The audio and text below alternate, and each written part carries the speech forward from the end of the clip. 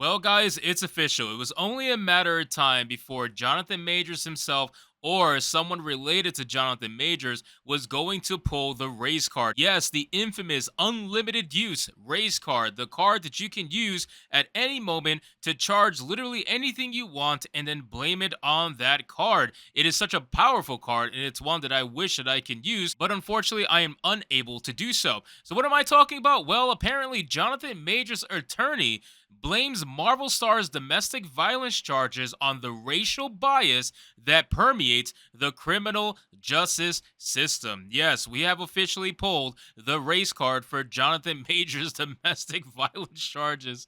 And you know what's crazy? I made a joke saying that, maybe he should come out as a they them. That way he can gain complete immunity from any kind of accountability. But this is pretty much a close second. I mean, if you can't do a they them, I think pulling the race card is pretty strong. So we're going to get into the article, guys. But of course, before we do, just consider giving this video a like so you can push us out into the YouTube algorithm.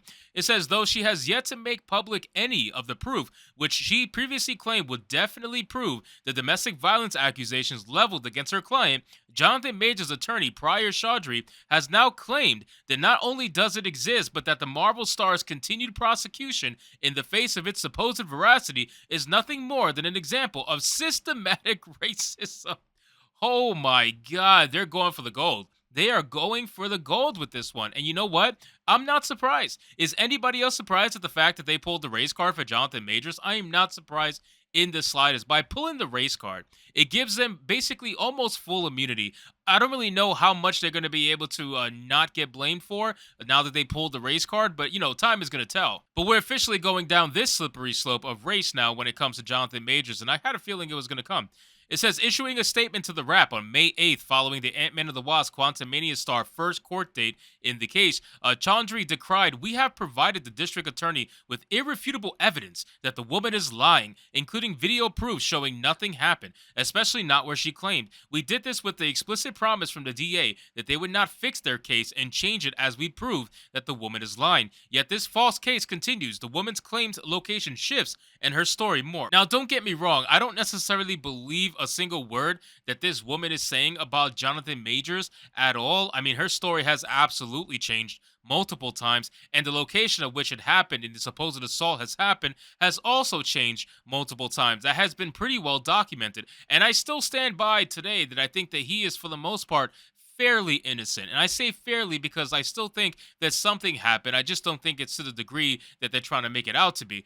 But again, it is something that if you're going to pull the race card, it makes you wonder if this happened to Johnny Depp, was that systematic racism? Because it's basically the same thing, but he's not black, so I guess he couldn't pull that card. It's just kind of sad, at the end of the day. It says, this is a witch hunt against Jonathan Majors driven by baseless claims, she continued. Instead of dismissing the allegations in the face of the woman's clear lies, the DA has adjusted the charges to match the woman's new lies. To be clear, there are no new charges against Mr. Majors. The attorney went on to declare, now we have obtained even more evidence of his innocence, but we are hesitant to share it for fear that the DA will tip the woman off to change her story yet again. Well, I mean, just by announcing that you have the video evidence, wouldn't that be enough to tip the woman off?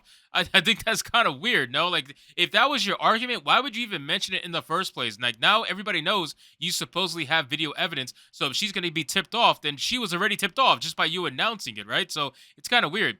Taking a sharp left turn with her rhetoric, Chaudhry then attempted to favorably raise the specter of racism over the proceedings, asserting that the criminal justice system is saturated with explicit and implicit bias before proceeding to level a never-before-heard accusation, I like that, of police racism against the officers who interacted with Majors on the night of the incident.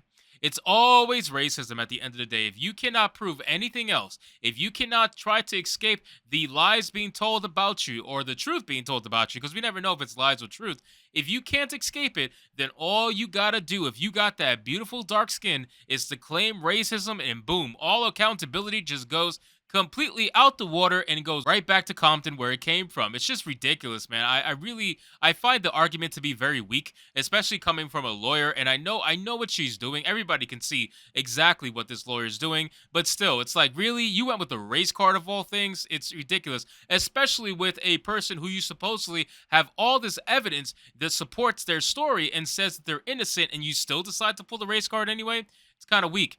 It says when Mr. Majors showed a white police officer the injuries the woman caused him, the white officer got in Mr. Majors' face and taunted him, saying that if the officer were to slap Mr. Majors, the officer wouldn't break his finger. She claimed for the first time since the actor was arrested, none of the white officers presented investigated the assault of Mr. Majors. Worse, the district attorney has not indicated any intention to pursue charges against the woman or even investigate the truth. Well, that's just a normal thing, right?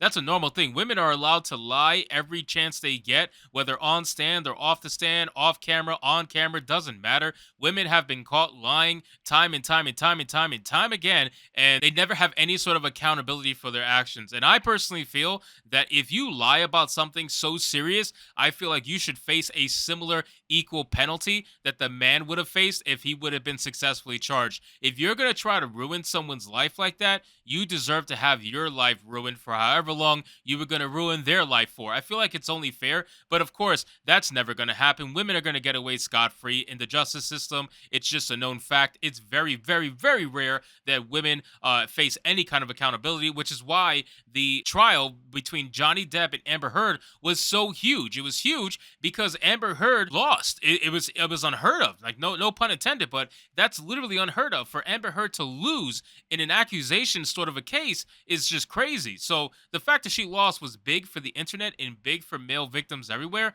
And even though it's really not going to change anything at the end of the day, it was still really nice to see it go down.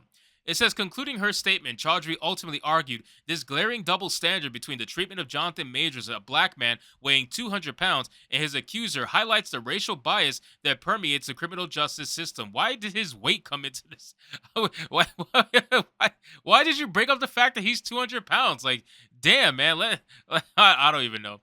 The man upon who would be Kang was first arrested on March 25th after officers with the New York City Police Department responded to a 911 call inside of an apartment located in the vicinity of West 22nd Street and 8th Avenue within the confines of the 10th Precinct.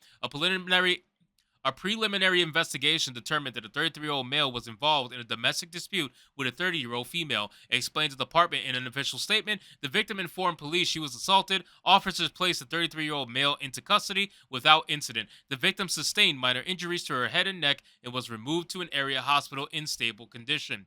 So you guys know the entire story. You guys know all the accusations. You guys can let me know in the comments whether or not you believe Jonathan Majors is telling the truth or not.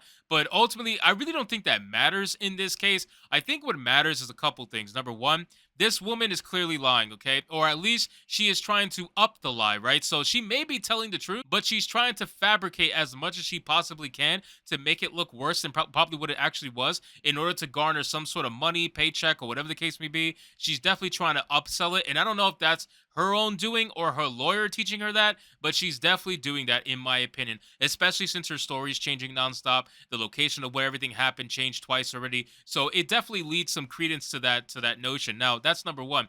Number two, she is a woman, man, and she's going to get away with this. I guarantee you, even if she is lying and it's proven and he's found to be innocent and this whole thing goes to court and it's another Johnny Depp situation where Jonathan Majors wins, at the end of the day, not a damn thing is going to happen to this woman at all. Nothing will happen to her. She won't face any jail time. She won't face any bad press from the media. All the media is already on the believe all women side of things, so there's no way anything bad is going to happen to her. So this is a losing battle. This is like an uphill battle that Jonathan Majors has to decide whether or not he actually wants to fight. But at the end of the day, even if he decides to fight it, he still has lost, unfortunately, in the public eye, and it's going to take time for him to come out of that. So anyway, guys, thank you so much for watching this video. I hope you did enjoy it. If you did, consider leaving me a subscribe. I would greatly appreciate it. Don't forget to like the video, comment, let me know what you thought, and I'll see you guys on the next one. Hypnotic out.